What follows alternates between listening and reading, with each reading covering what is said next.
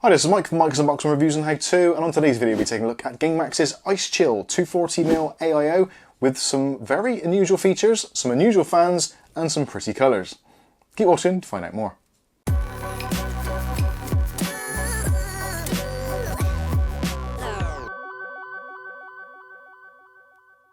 Okay, so in today's video we'll be taking a look at the Gamemax IceChill 240mm AIO. This is a addressable RGB setup. You've got a illuminated pump head, which looks really cool, with some in-depth mirror type finishes. We've also got some exposed blades on the fans as well, which is a really unusual thing to see. Plenty of addressable RGB lighting around those blades as well. A nice pump design, really easy installation, very good price at the moment here in the UK. Links will be in the video description for UK and also around the world, so if you want to pick up one of these you can do.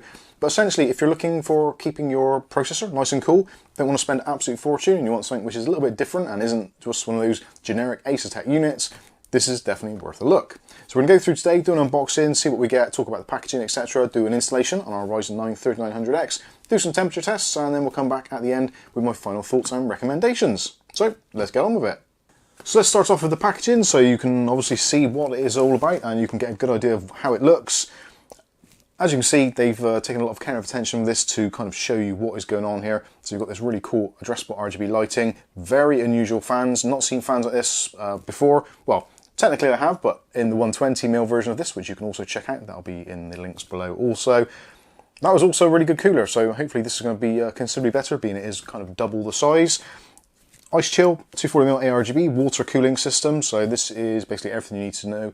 You don't need any other equipment, you don't need any pipe bending tools, any of that stuff. You don't need to top it up or have any knowledge at all really. Just follow the instructions, install it, and you're good to go. And the only thing you do need as a prerequisite is basically space in your case, which isn't always the easiest of things. Now, 240mm AIOs in most modern cases these days will fit up front very easily. If you're looking at top mounting, then you may want to look at your case, make sure you've got enough room there.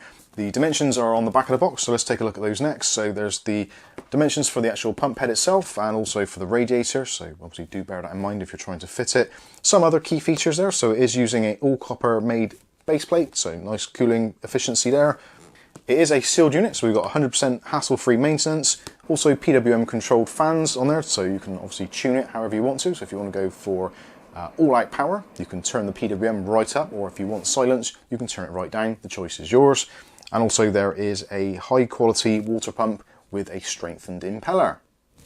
On the other edge of the box, it talks about some of the addressable RGB features. So essentially, as long as you've got a 3-pin 5-volt output, then you're absolutely fine.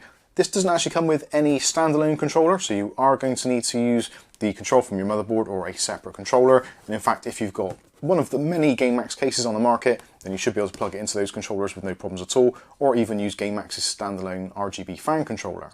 On the other edge of the box, there's some more details about the specification for the radiator and the fans, etc. So I'll give you a close-up on those so you can check those out for yourselves. So now we can take a look at the accessories that you actually get inside the box. So starting off, there is the instruction manual, which is very straightforward, very easy to use, and it's all laid out very clearly, tells you what all the parts are. And in fact, there aren't a great deal of parts, which we'll go through now. So first of all, in this bag, we've got the Intel brackets. So you've got 2 brackets on there and 4 thumb screws with springs. So that is your Intel fittings. Socket-wise compatibility for Intel, you've got pretty much everything from 775 up to 1366. The 11.5 range, so 51, 55, etc., 56. And also, new and improved, they have actually got compatibility for LGA 1200 and also LGA 1700, which we believe will also be compatible with LGA 1800 also. So a little bit of future-proofing and definitely going to see you up to 13th generation Intel sockets. So the next one is going to be the AMD bag. So this has got a very similar mounting method to some of the Corsair coolers you may have seen. So it's using the motherboard's plastic retention clasps on there. So just, yeah, it's very straightforward. Very little maintenance need to be done to the actual motherboard in order to get this to fit. And also you've got the screws in there for Intel's HEDT platforms. Next, we've got the Intel backplate. So like I said, with the AMD side of things, you just use the stock one, which comes with your motherboard. But for Intel, because you've got those push pins, then you do need to use this backplate, and it's very easy to adjust. So it comes as standard in the LGA 1700 platform. If you want to adjust it for another platform, then you just push those in. And that is pretty much it. Just do that in all 4 corners, and it'll be ready to fit another Intel platform. So yeah, that's all very good. Like that a lot. Also included, there's obviously going to be some thermal compound. So thermal compound is included. It isn't pre-applied, so you will need to do that yourself.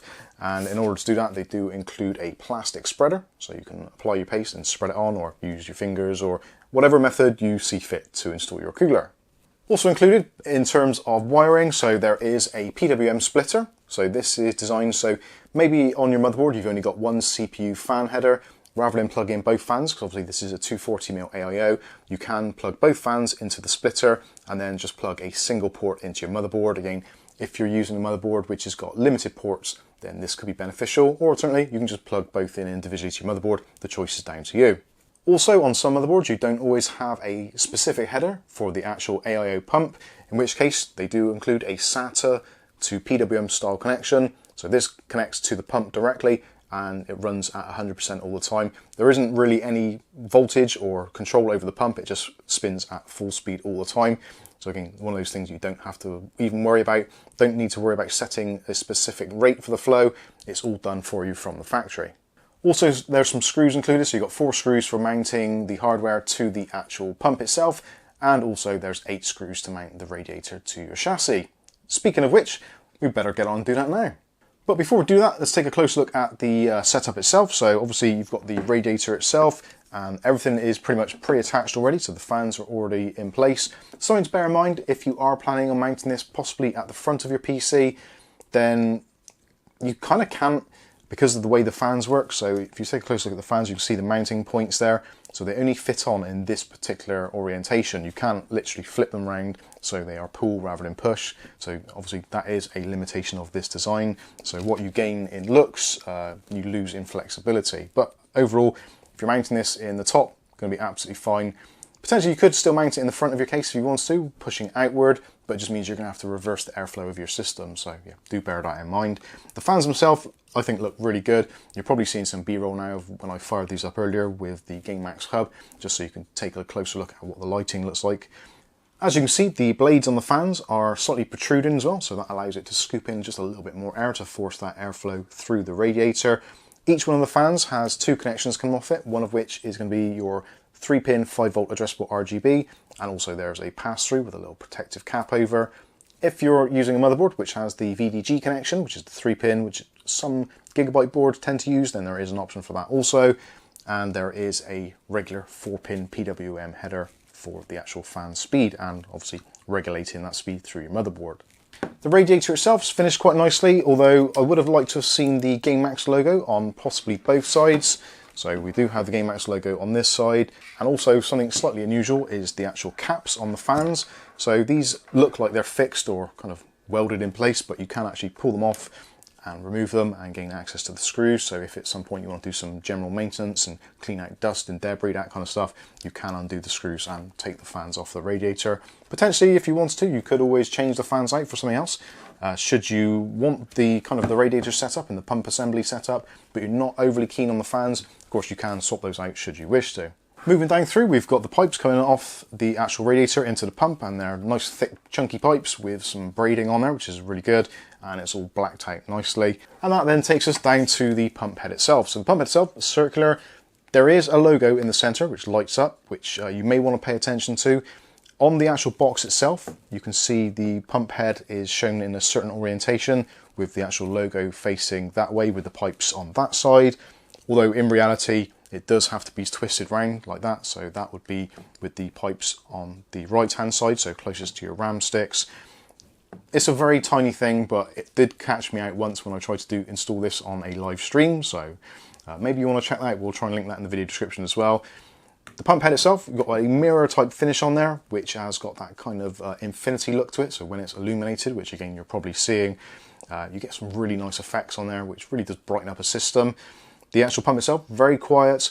Something I did notice about it as well, which is a little bit odd, and it is the same for all of the AIOs in this particular range, is on the packaging it shows this as being a kind of a satin matte black finish, when in fact it is actually a very dark metallic blue to it.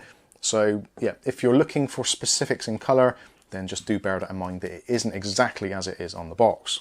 Coming off of the pump, there is 2 cables, so one of which is your addressable RGB, and that also has a pass-through as well. Now this is on a split type cable, so if you want to, you can split this all the way down right to the end. So if you've got your addressable RGB in one place, really far over one side of the motherboard, and you've got your pump header in another, then you can split that as well. And like I said, if you want to, you can always run this off a SATA connection. So potentially you could just take this whole cable, run it out the back of your motherboard or top of your case, and then just plug all those in separately elsewhere without actually even connecting to the motherboard at all. And speaking of connecting to the motherboard, that's probably the next thing we should do, so let's get on with it. Okay, so we've got the radiator installed. That is in the top, as you can see. I've orientated it with the pipes towards the back. You'll probably notice as well that I've removed the fan, which would normally be in this particular case.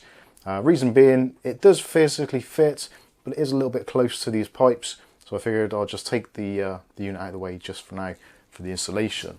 So when the pump head is actually in its correct final place, it's going to be looking something a little bit like that. So it's kind of a nice pipe curl. I kind of like that. I like the look of that a lot. It's going to be awesome. Graphics card wise in here at the moment, we've got the MSI GTX 1650. And the reason behind that is because we're going to be mostly doing CPU tests. So we don't really want to have a graphics card influencing things too much. Obviously, if you've got a considerably more powerful graphics card, then do take that into consideration. And obviously, things like airflow from your case are going to be contributing factors. But this is the graphics card I've been using for all my testing recently. So it keeps things very like for like when testing other coolers. So in order to get this ready, what we're going to need to do is leave these actually in place, these brackets here. So these are the standard AM4 mounting brackets. Those need to stay in place because we will be using those. So we can go straight over next and we can start preparing the pump head for installation. So to get the pump head ready, what we're going to need to do is to attach the brackets. So because this is a AMD setup, so we're going to be attaching these brackets, which go on the side there. And all we need to do is to grab one of the screws, and it screws in from underneath. And just keep on doing that up until it's tight. Do exactly the same and do it until it's tight. So when it's done, it should look something like that from a side profile. So with the bracket angled upwards, and then we can repeat on the other side. So again, get our little bracket, just slots in on the top. Then grab a screw, tighten that up, and then repeat the same on the other side. And that's it. So that should leave you with the finished profile looking like that. The next part of the AM4 or AM3 Plus, or potentially even AM5, is these bits next. So we're going to attach those. So this section here, through the hole, exposing the thread, and then with our thumb screw and spring, all you need to do is do a couple of turns just to make sure it's going to stay and not going to fall off. And then you can rotate it round and then do exactly the same on the other side. Just a couple of turns, that's all it takes just to get it started, and you should end up looking with something a little bit like that. Okay, so the next part of this is to actually put the pump head in position. So I'm going to give you a top-down shot of this so you can see it a little bit easier, hopefully.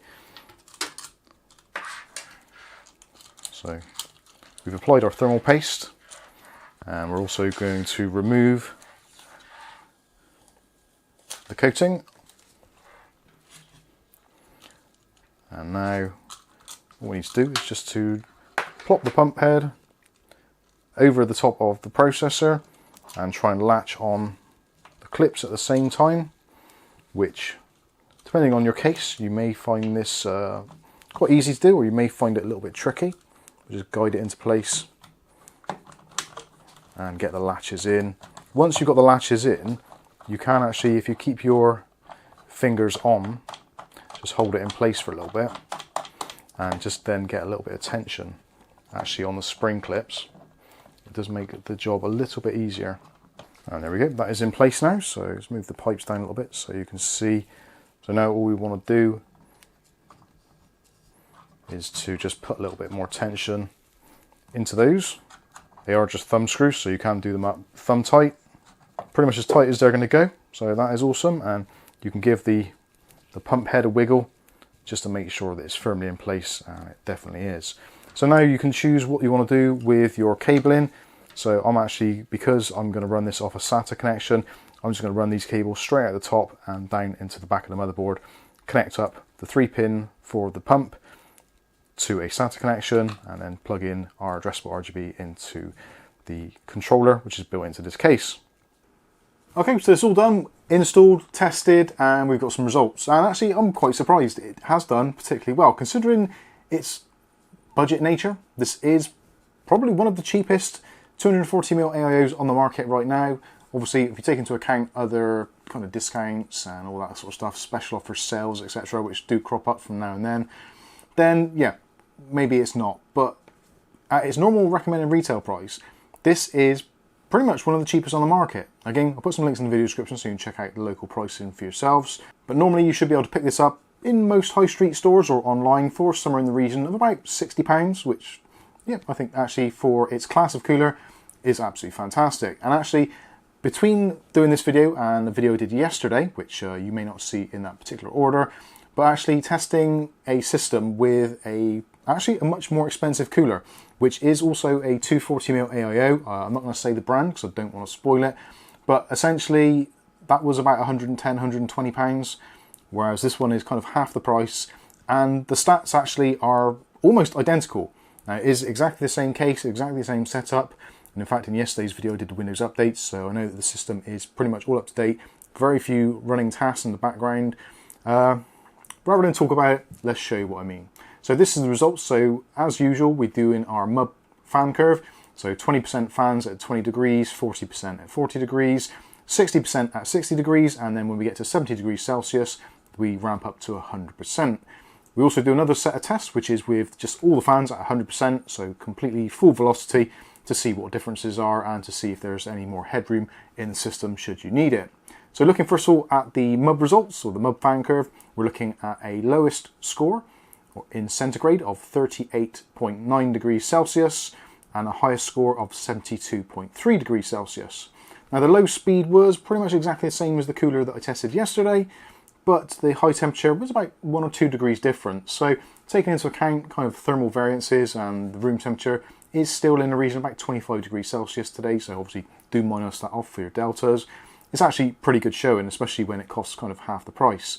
Where it gets a little bit more interesting is when we ramp things up to high speed, so 100% fans, and with that we're looking at a low of 35 degrees Celsius, which actually beats the cooler that we tested yesterday. And then looking at the highest temperature, we got 66.5 degrees Celsius. It did actually test with the PWM ranges between sort of 600 RPM and 1925 RPM, I believe it was. You can drop the fans lower if you wanted to, so they will go down to pretty much 0 RPM. Depending on obviously your motherboard and software permitting, etc. You can set them as low as kind of at 250, 300 RPM, and yeah, they're effectively silent. And to be honest with you, the system as it is now, literally I am kind of inches away from it. The loudest thing in this entire system is the graphics card, which if I actually put my fingers on the fans, the noise profile is completely different, and now all I can hear really is the power supply fan, which is bouncing off this table. But yeah, you get a good idea. This thing is essentially silent. There's no pump whine, pump noise, which I didn't expect, being the fact it is spinning at basically 100% all the time, so the loop is just flowing all the time. Yeah, it does seem to do a very good job, and I was expecting there to be a lot more noise, as you sometimes get with slightly cheaper setups, but it's done very well. So big thumbs up to Gamemax. They've done well again, the 120 and the 240 of this particular range with the IceChill, the 120 and 240 ARGB, both perform adequately, do a really good job with this processor. We're drawing around about 145 watts maximum.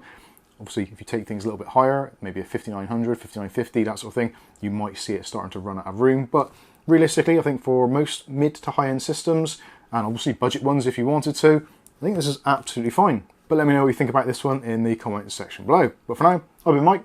This is Mike's Unboxing Reviews and How To, and hopefully we'll catch you in the very next video. Thanks for watching.